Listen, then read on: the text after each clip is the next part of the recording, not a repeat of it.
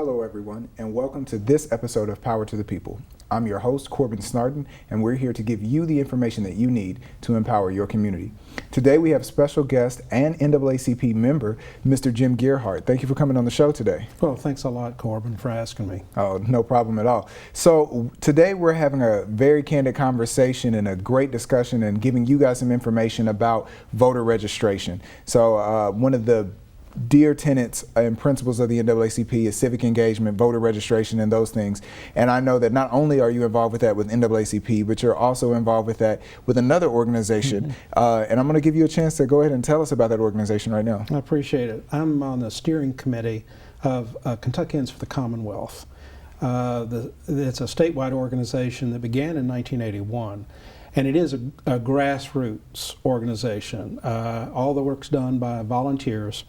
And we believe in a just economy, good health care, affordable health care, trying to challenge injustices. And today, being able to talk about voter rights and voter registration are a big part of what our push for this year and next.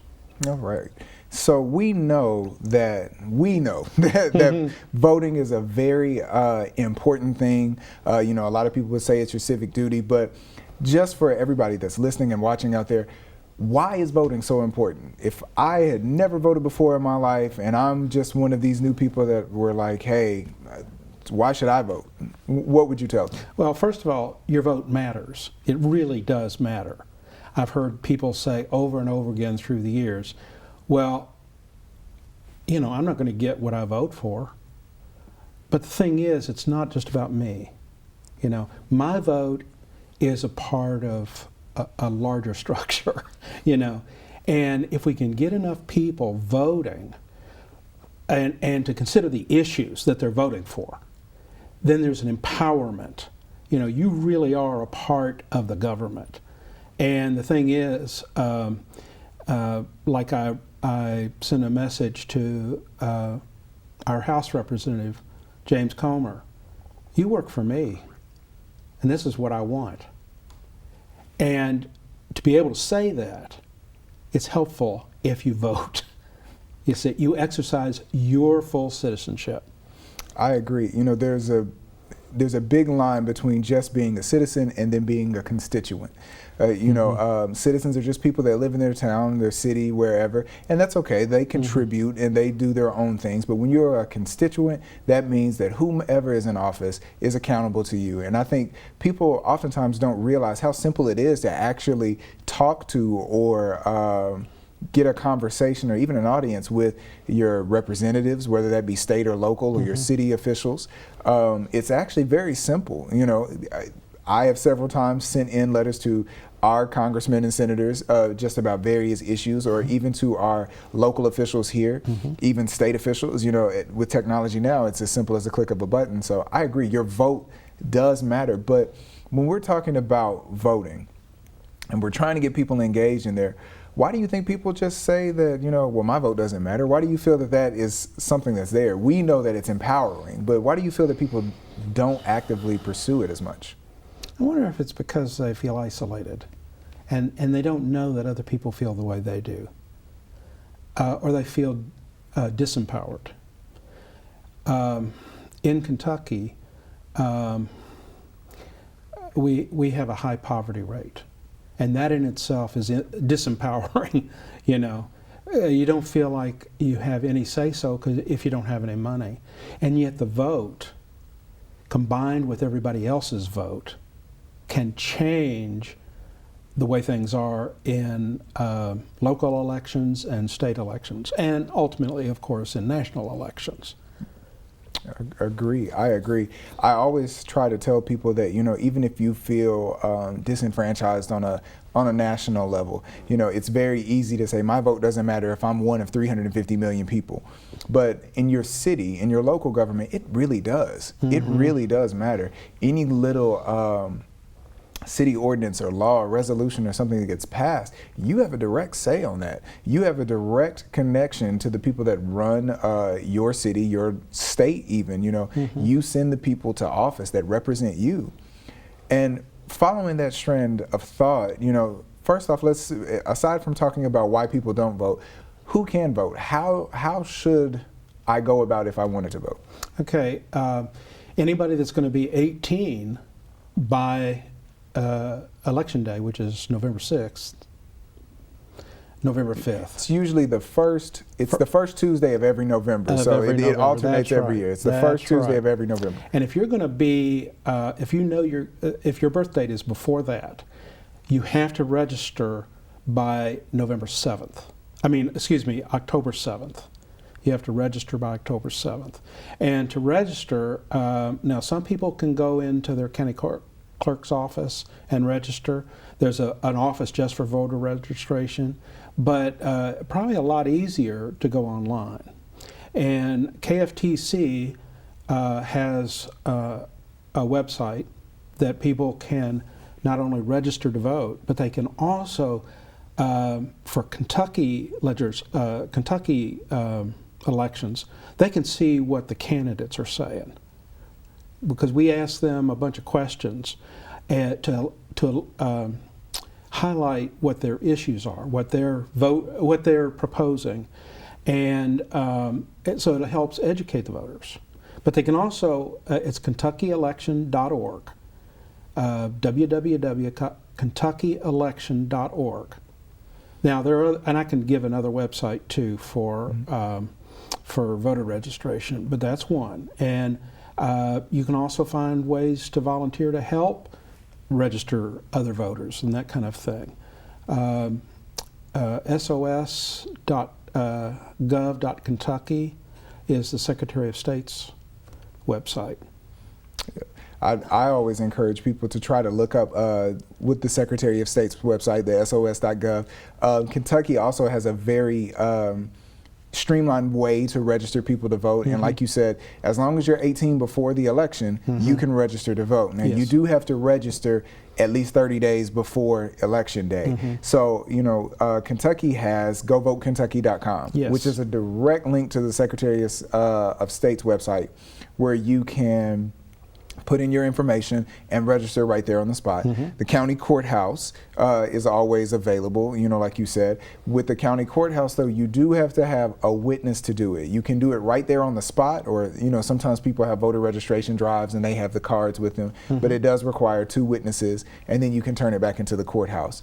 What I really like about KFTC is the fact that your website actually has information on the candidates that are running. It is a nonpartisan organization, just like the NAACP. And I think one of the key reasons why people don't vote is simply they're uninformed.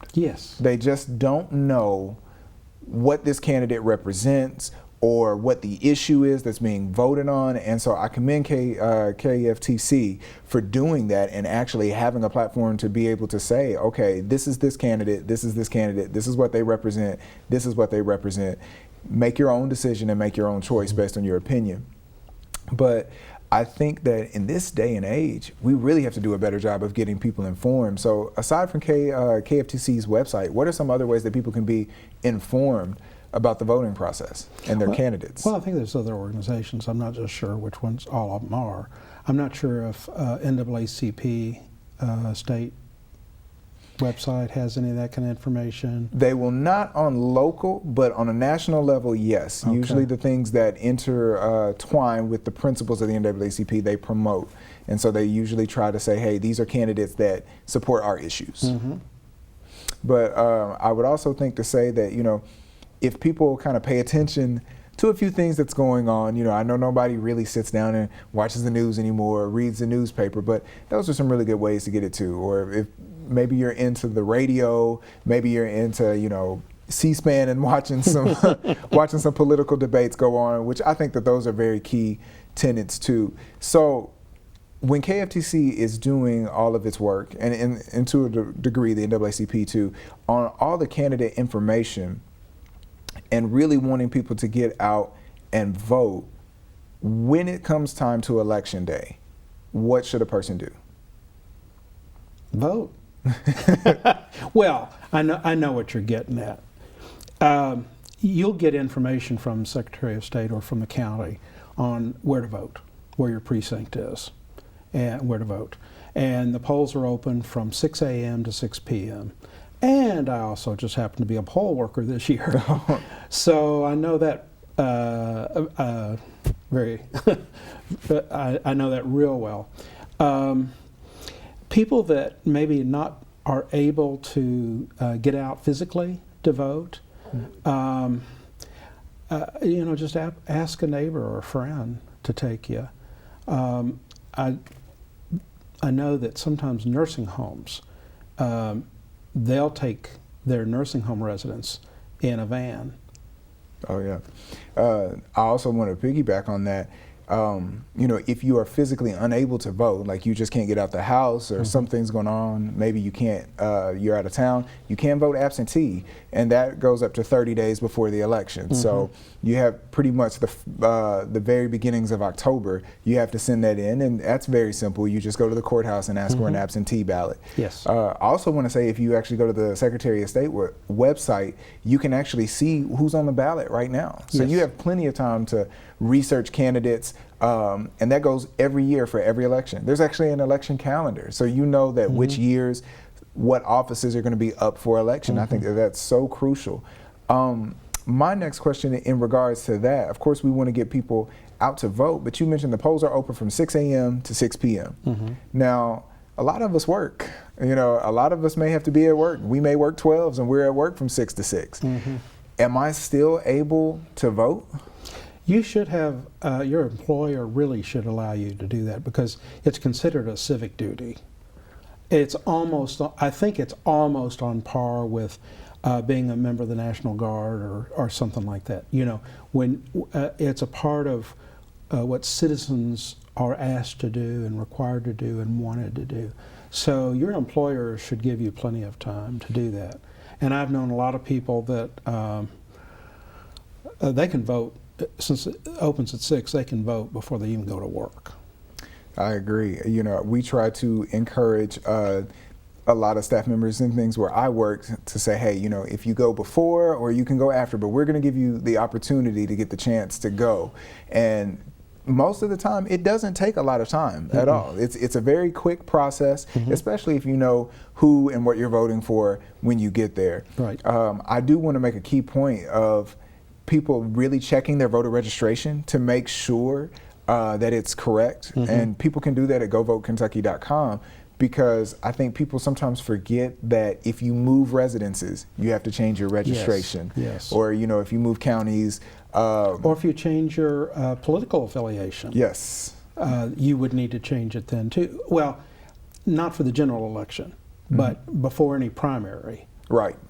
And that's another thing that sometimes people don't understand, that, the processes of election. Everybody pretty much understands when a presidential election comes around, it's going to be in November, it's held every 4 years, that's the big one. But then sometimes we have elections in the month of May, which are when primaries are held in Kentucky. So what exactly is a primary? Well, a primary is for each of the parties to determine who's going to be their candidate in the general election. So in this case, in May, you had the Republican primary and the Democratic primary, and that chose the winner of those elections were chosen as the candidates for their parties. So Andy Beshear for Democrats and Matt Bevin for the Republicans. And because it's party election, you have to be a member of that party to vote in the primary.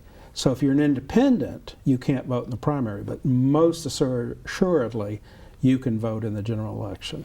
Yeah, I thank you for clarifying. As long as you're registered, yeah. Yeah, absolutely. Thank you for clarifying that, because some people, and we're not here to advocate for either political party, but some people don't understand that, by being a certain party affiliation, it nixes you from being able to vote in that other party's primary. Yeah. And so, sometimes people may end up going to the precinct and being like, hey, I want to vote. And they're like, oh, but you're registered as an opposite party, or or in some people's cases, an independent, where they don't get to vote in either primary. So I think that's a very, very important clarification, and for something for people to understand, but I still advocate for people to always check your voter registration each year just to make sure it's correct, because sometimes things do happen. You know, we move.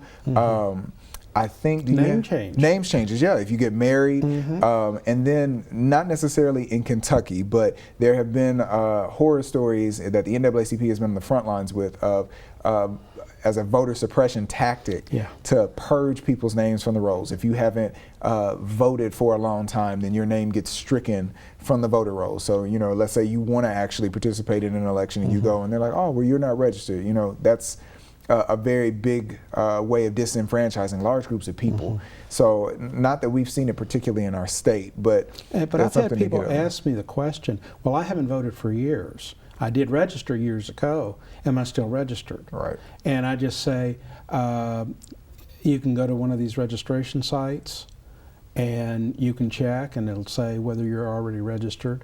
So I don't think voter registration purges are done so much in Kentucky. No. But it helps to know, to read all of the stuff on the website. Right, it does. Not to be surprised. Very much so. I also encourage people to take the 5 minutes to go onto the county clerk's website and check your precinct. You know, every precinct is different, and sometimes the precincts change. You know, redistricting happens every few years, and so your place that you registered or precinct that you previously went to years ago may not be the same. Yes. So it's always a good idea just to check. And I will say that most places in Kentucky do a very good job of letting you know. The county clerk is supposed to give you a reminder to say, hey, this is election day coming up and your precinct is wherever. And so they do a really good job of that, but it never hurts to double check. You don't want to take anything for granted when it comes to not at all. election day. No, not at all. And so as we're talking about the process for voting and getting people more engaged, I want to shift the conversation a little bit to voter restoration. So some people know, some people do not, that in the state of Kentucky, if you have a felony record, no, it doesn't matter whether it's a Class D felony, which is the lowest, or a Class A felony, which obviously is the worst. Once you are a felon in Kentucky, your right to vote is taken away permanently. Yes. So, except in a few cases, if people apply, they may or may not get their record restored, their voting rights restored by the governor, but it's a haphazard process, and it's probably political too, I suspect.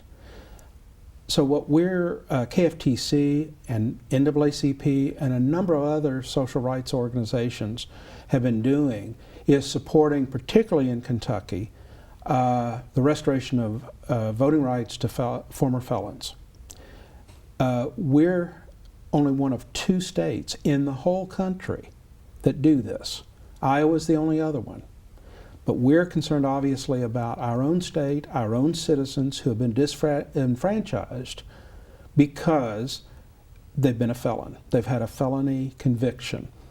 They may have been out of the system for 40 years. It doesn't matter. So I know a few years ago there was a House bill that was promoted in the Kentucky legislature. I don't know if there's any legislation at this point, but we are asking voters to sign petitions to say we support a process to change the Constitution of the state to allow for restoration of voting rights for felons. Some states, as soon as you're out of prison, or sometimes even before you get out of prison, you can vote. But at this point, you know, all we're wanting to say is that there are 312,000 people, citizens of this state, who cannot vote. 1 in 10 Kentuckians cannot vote. 1 in 4 black Kentuckians cannot vote. See, the disparity there is pretty severe. It's pretty huge, and I think it's such a disservice to the citizens of this state.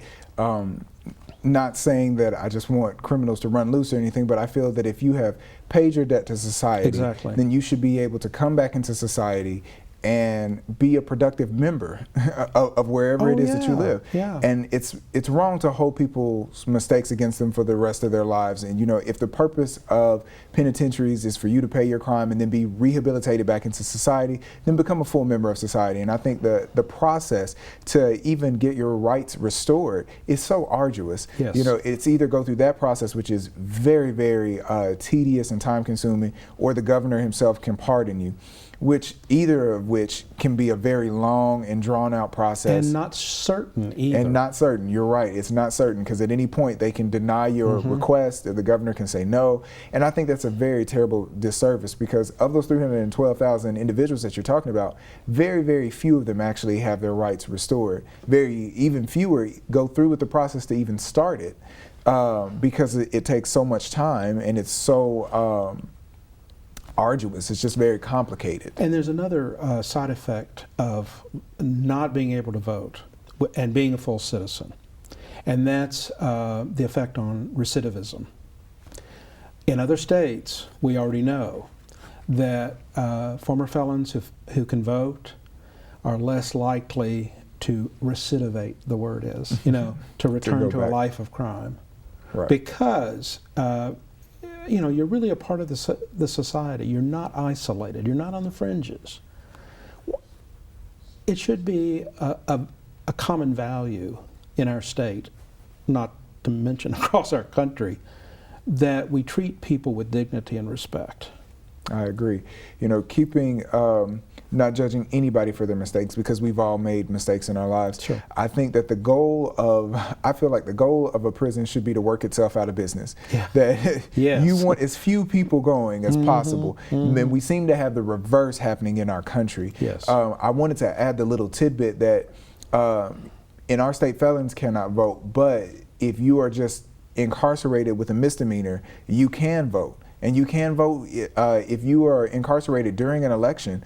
You can still vote while you're in jail. You can still vote while you are in prison. All you have to do is request that you want to vote, that you want to register, and that you want to vote. And so I think that that's very important, because I think that some of the people that need to be involved in the civic process the most are the ones that have been on the wrong side of the law. So. Because it helps them become more involved in their community. It helps them become a part of the process to maybe even change some unfair laws, like you mentioned, that 1 in 4. And I wanted to share it's a personal story, but it's not my story, but it's a man that I know who wants me to share his story. He had a felony 40 years ago in another state.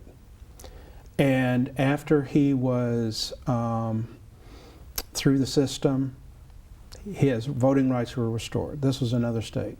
Mm-hmm.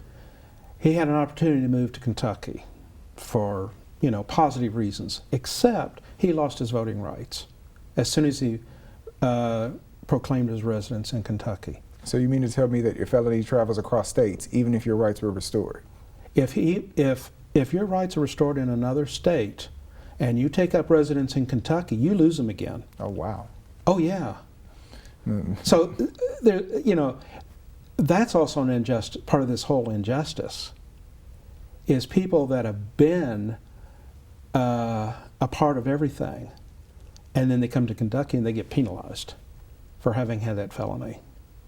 It just doesn't, to me, morally, it just doesn't make sense. It's a huge injustice, and it's really discriminatory. It is discriminatory. And of course, the NAACP's mission is to end discrimination in pretty much all forms. And I find that discriminating somebody upon a past crime they committed, especially if somebody's been out in society, hasn't been in prison for 40 some odd years, and has contributed and done what they're supposed to do, that is a terrible injustice done to that person. Mm-hmm. And I wonder how many other people in Kentucky have kind of suffered that injustice.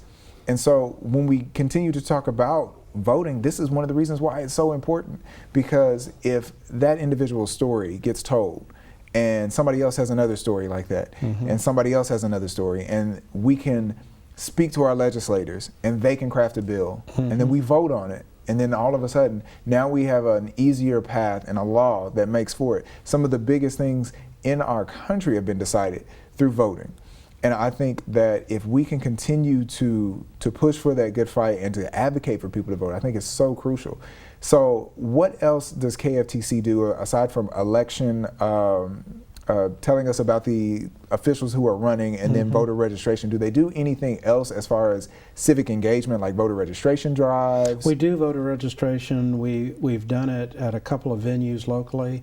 We were at Murray State for a thing for students, non-profit connections. We've been at Fancy Farm. We were recently at the West Kentucky Pride Festival. So wherever we have an opportunity, last year we were at 8th of August Parade. So wherever we have an opportunity publicly to offer people a chance to register to vote, to sign a petition regarding issues that are important to the people. We're a small group here in Paducah, but our chapter goes all the way to Murray as well. So we do have people that are not always present, but they're with us all around Western Kentucky. And we also advocate for environmental issues as well. Coal miners that were laid off, in eastern Kentucky, but more close to home, the Paradise plant, coal plant. Yeah. We advocated for closing it, as TVA wanted, against the wishes of some other people, but we also advocated for the miners and their families. And I think that's such a critical thing. This has been a fantastic conversation. We only have a couple minutes left, and so I really appreciate you and KFTC for what they're doing, and also you're a member of the NAACP, so I dearly appreciate that as well. Well, and a fellow officer. And a fellow officer as well. And I just want to encourage all of the viewers out there, if you're not registered to vote, please register to vote before the deadline. Get involved, be civically involved, be a civic engager, and engage other people to come out and vote. We appreciate you for watching our show, and we definitely want you to get out there and highlight some of the issues and empower your community. So thanks for watching this episode, and catch us on the next one.